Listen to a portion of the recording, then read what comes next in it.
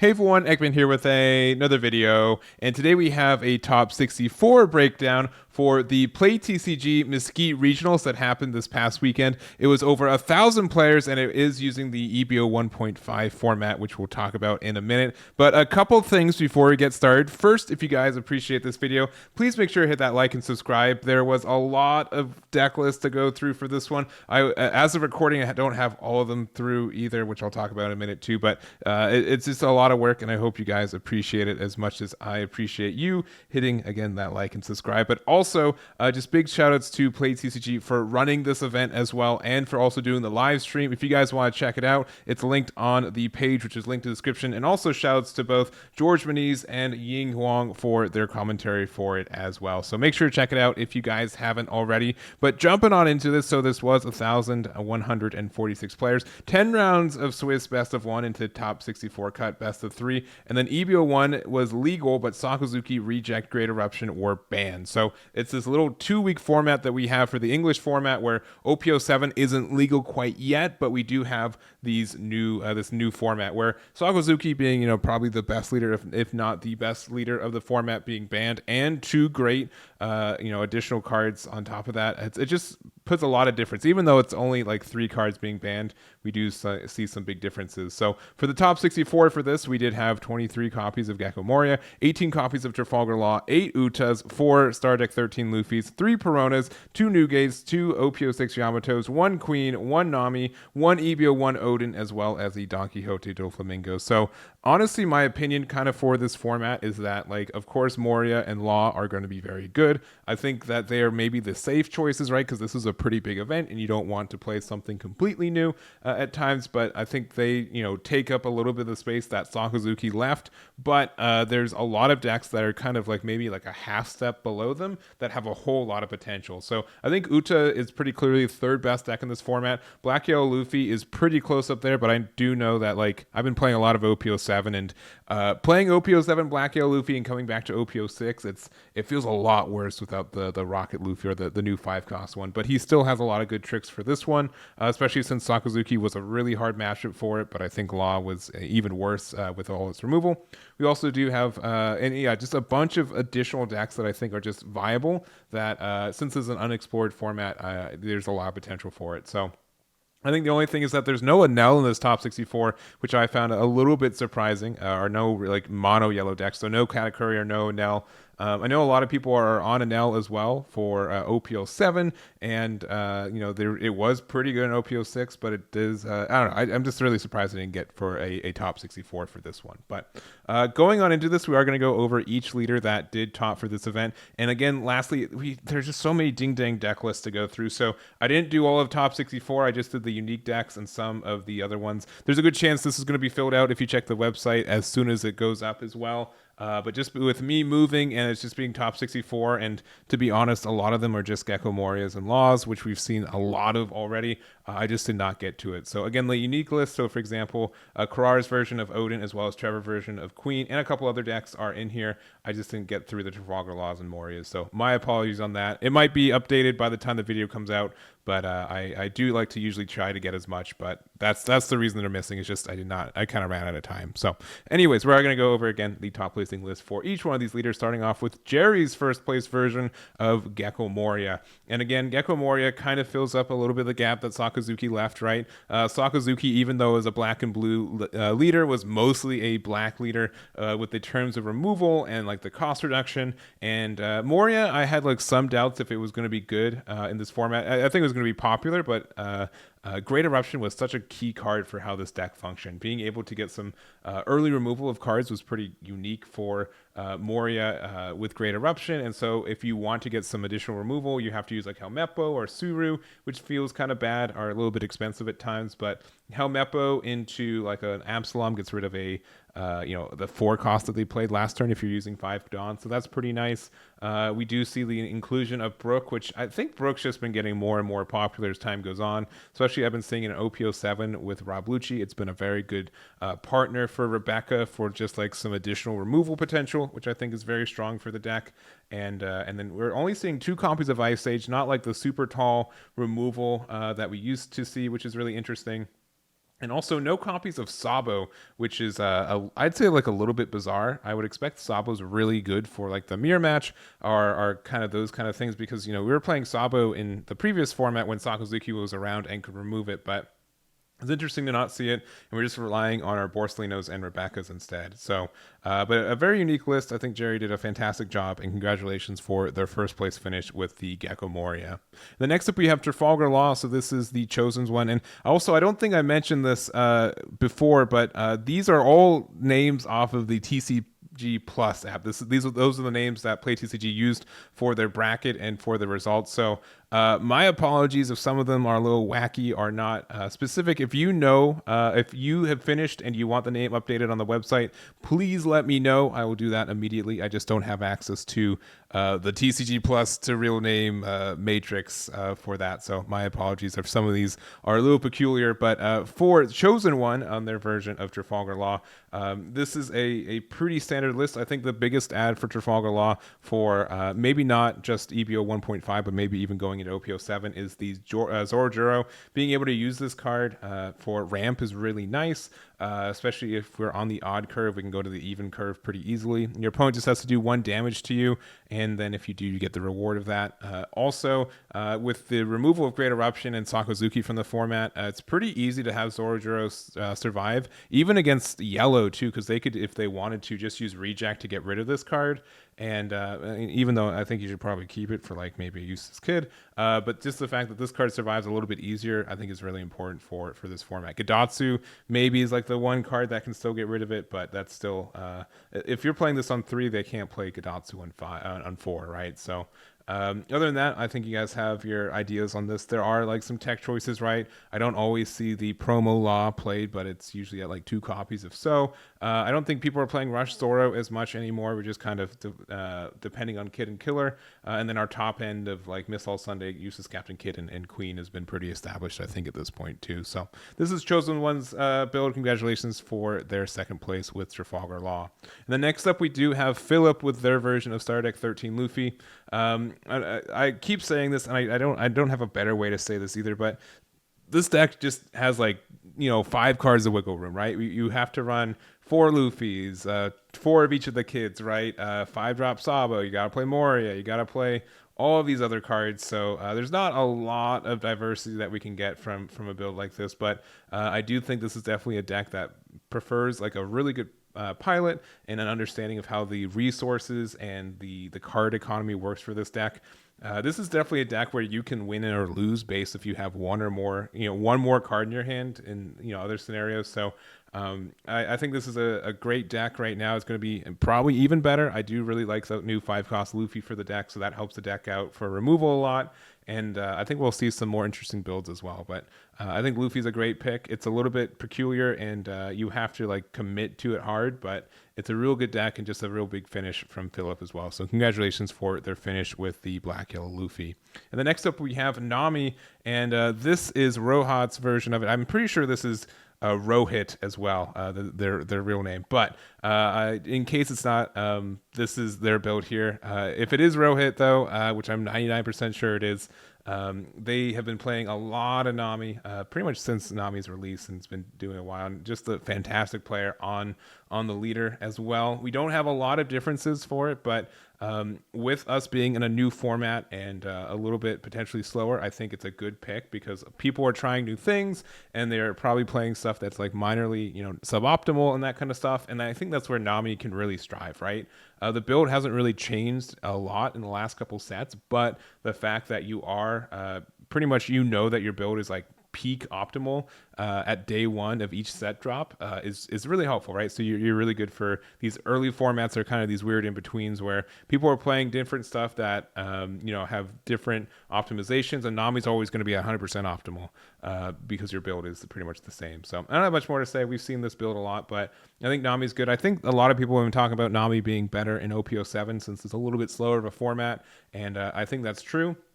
But I also will say that in my experience, it has a pretty tough time against Red Purple Law because not only are they aggressive, but they can bottom deck your cards, which means that they put more cards into your deck, so you're one more away from your win condition too, which can be a little bit tough. So I'll be interested to see how Nami's able to transform into OP07. But this is the build here. Congratulations to Rohat for their finish with Nami. And then next up we have Uta. So this is Weldon's version of the deck.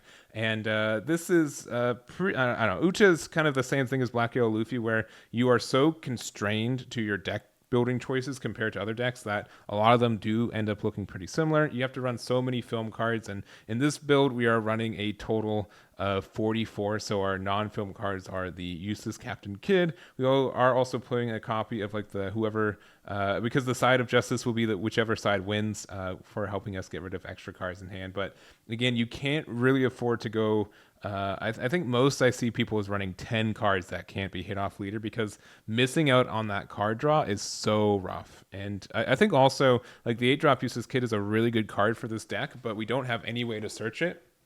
And even alternatively, if we don't like raw draw it, then we'll just never see it, right? Our leader effect bottom decks it, our 3-drop Nami bottom decks it, and it's really tough to see this consistently because of that. So I think that's something that we have to be aware of, especially moving into OP07, where we have the new Bonnie leader, which doesn't have like the same restriction for deck building, and I think is in general is just way better at playing the defend the 8-drop Kid game. So I think Ucha's going to have a hard time finding some identity in OP07.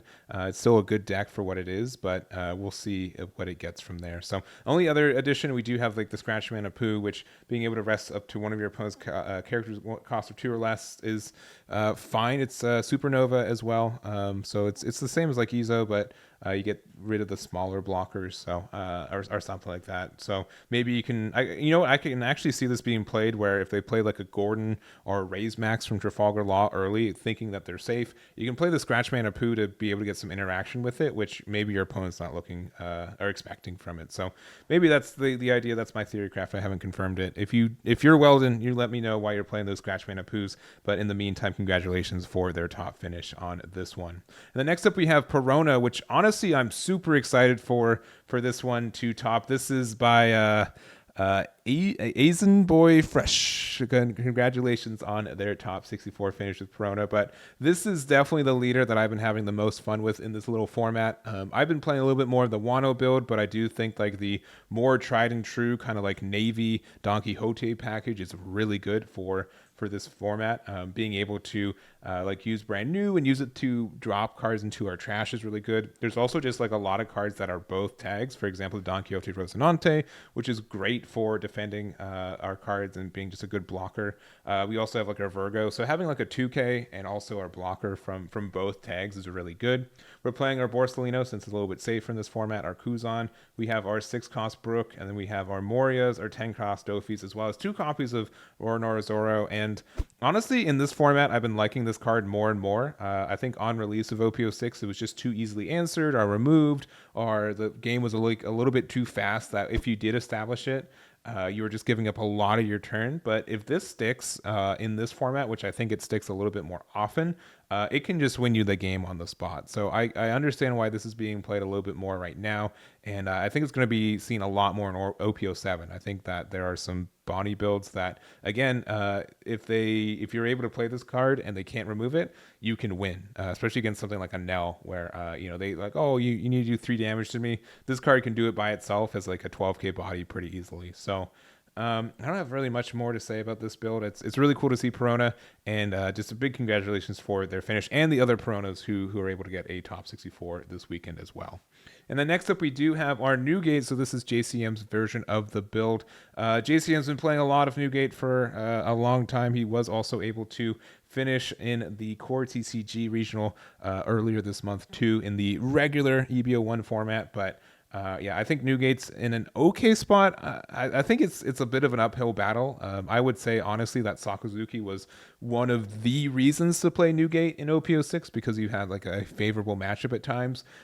Meanwhile, I think Trafalgar Law, if they play enough blockers, it can be really tricky to get around them. And then also Gecko Moria, same kind of thing. Like both those decks are a little bit tricky for this deck potentially. But I can see that this is like a big aggro version of the build too, which I think JCM prefers to play. No copies of 9-Drop-Newgate. We have a lot of removal with the Gum Gum Jet Pistol as well as the Fire Fist, being able to get rid of a 4-cost or 4K or less essentially with this effect. Or like if they have like a Rebecca out, get rid of that and give minus 4K to something else you want to get rid of. So I think this is a build that adapts more to the meta, and it's not like the same build that we've been seeing since OP03. So I think that's a good call for the build too. So again, this is JCM's build, and congratulations for their top with Newgate. And then next up we have Yamato. So this is the yellow and green one. This is run by Moistly. And this is kind of like the same build we've been seeing a little bit, where we do have a lot of ways to rest our opponent's blockers and get some advantage. We do have 4 copies of the Sugar. We do have the Nami to press some more advantage. We are playing the Omen Holy package, as well as the 4 copies of Portuguese the Ace and 4 copies of the Hody Jones, which Hody's, I think, has been getting a lot of value from the end of this format and into OP07. Same kind of thing where Bonnie is really liking this card. Being able to rest 2 things is great. And if you already have an 8-drop use this kid setup, being able to, if you take a card from your life, it doesn't really matter because you're, technically drawing a card. So being able to use this card to interact with your opponent and just even go for game in sometimes, especially like you can play this and it's a 10K attacker with Yamato. It's very impactful. So I think this deck is aggressive. It's maybe a little bit inconsistent because of that too. Or there's some times where, if Ohm misses, it feels really bad because otherwise, if you didn't miss, you'd win the game. But I think this is a good deck for this format. It's very aggressive, and you can put a lot of damage on your opponent if they're not expecting it to. So this is Moistly's build, and congratulations for their finish there. And then next up, we have Donquixote Doflamingo. So this is Nick's version of the build here. And I've been playing a good amount of Dofi in OP07 with the inclusion of pretty much a lot of new 7 Warlord cards, including the new 4-cost Jimbei, which is, I think, a lot of tempo for this deck. But, we're still in EB01, but this Edward Weevil card has been, I think, very strong for the deck in general. Being able to be a 4-cost 6K that you can play off your leader effect and draw you a card is great. Most leaders won't be able to get rid of this guy either in the early game because they can't find the time to put a Dawn underneath their leader, or they just don't have the removal in general, and you get a lot of value. So obviously Gecko Moria gets the same kind of deal with it. And then we do have just kind of the standard package from there. A lot of our blockers, a lot of ways for us to look at the top cards of our deck to stack it again. 4 copies of Pudding, because if your opponent doesn't play around this card, they sometimes just lose the game, which is very strong for a card that's just a 1K otherwise. And our 7 Warlords of the Sea too, including 2 copies of Gravity Blade and Red Rock to get rid of removal, and then to finish off with a 10-drop Kaido too. Usually in the beginning game, we're just very greedy with countering out of stuff, going to low hand sizes, so being able to Kaido to refill our hand, I think, is strong too, especially when we're resetting the top cards of our deck, so we're able to know and sequence the Kaidos that we can draw it on the turn we get to 10 Dawn, which is very nice too. I don't have much more, though. This is Nick's build, and congratulations for their top with the Donquixote Doflamingo. And then lastly, we got 2 more decks. These were in the top 64. We've got Karar's version of Oden, and I want to do a big shout out to Karar in general. He's been working really hard on this. I know this personally, and he ended up doing my event earlier this week, too, or at least last week, and worked really hard on that and was able to get a good record. So I know that he's been trying very hard with Oden, and he's been putting it in a good spot. So he has a Patreon article as well on Awaken TCG's website, which I can put in the description for you guys to check out. I don't think it's the exact build. I think he's tweaked it a little bit since then, but it's a good overall on how this deck works and why it works and why it's a decision he made for this format. But my quick little thing I will say is that, again, this deck really depends on having these Land of Wano cards with a cost of 5 or more on the board, which when we lose Great Eruption, when we lose Reject, and we lose Sakazuki as a leader, it's a lot easier for you to do that, especially because these are 5-cost 7Ks. So 7K means that Red Purple Law has to give like 2 Gordons raise maxes to get rid of this card, and then also for the inclusion of like the Gecko. I mean, they can Helmeppo Absalom, but that's a little bit particular because they can't like just use a Suru. and even then, like, there's just like a lot of difficulty to remove these cards, so you get that extra advantage for this deck. So I think that's impactful. It's very tempo based, and I do think that you are a little bit like, the only thing that this deck kind of lacks is a little bit of card draw at times. But when you have that tempo and you're able to continue going your way, I think it can be very strong, especially since we have some of the best enders with Hody Jones, the Zoro, which we talked about earlier, and you can run Newgate, which is great, turning your leader into essentially an 8K with a combination of its own effect as well as Izo's, or the Newgate effect, means that your opponent's not really doing anything unless they have like a Shariah blocker out already. So I don't have much more to say. Just big congrats to Karar for their finish with Oden and putting it on the map for this little regional season we have for 1.5. So to wrap it up, we do have Trevor with their version of Queen, which is an interesting pick for this one, but I don't think it's too surprising to see it top. Queen was released in OP04 and it got a couple tops in that format. Didn't really do as much in OP05 or OP06, but there are some good cards that it's getting in OP07, namely the 10-drop Ace, which even though you can't use Ace's effect and your leader's effect at the same time, being able to get a heal and a rush attack with it, I think can be strong. And I don't know, yellow and blue is just getting really, really obnoxious, right? Again, like Gravity Blade that we talked about earlier is such a good card for removal. And we do also have the new Sanji, which I think this is like a little bit cheese, but man, if it works out, it works in your favor. If you're playing like the 10-drop Ace, I think you cut this because it only plays 9 costs or less. But man, being able to like Sanji into Yamato or into Oden, or it's not into Oden, into Katakuri, I'm sure feels really good if you're able to set it up, which you can try a little bit with your inclusions of Perona, Dofi, and also X-Drake.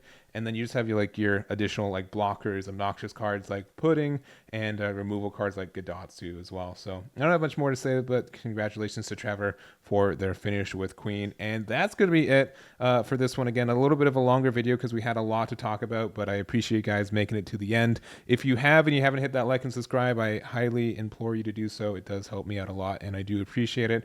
And it does mean that you guys want some more of this One Piece content in the future as well. So that's going to be it for me. Thank you guys so much for watching, and I'll catch you all next time.